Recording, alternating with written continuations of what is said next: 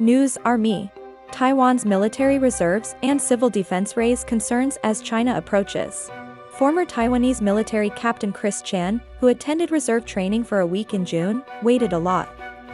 He claimed to have spent his time between meetings waiting for various events, including an assembly, lunch, and training. 200 reservists were crammed into a classroom with one teacher as part of Taiwan's anti-invasion training.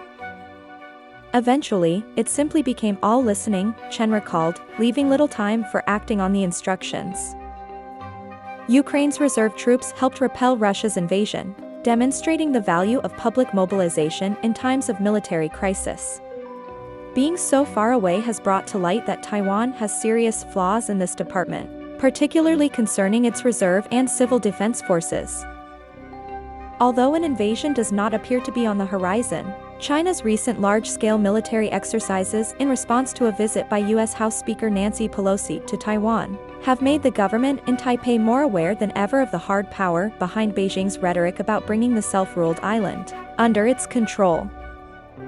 According to experts, the presence of civilian defense and reserve troops sends a strong message to a prospective invader that the costs of an invasion would be too high to justify the benefits. Taiwan had already begun working on revising both before Russia's invasion of Ukraine in March. We don't know whether that's going to be enough. Taiwan's 188,000-strong regular military is supported by a reserve force of 90% volunteers and 10% conscripts. Taiwan's military may theoretically compete with China's if its 2 million active duty members enlist. Even so, the reserve system has been attacked for quite some time.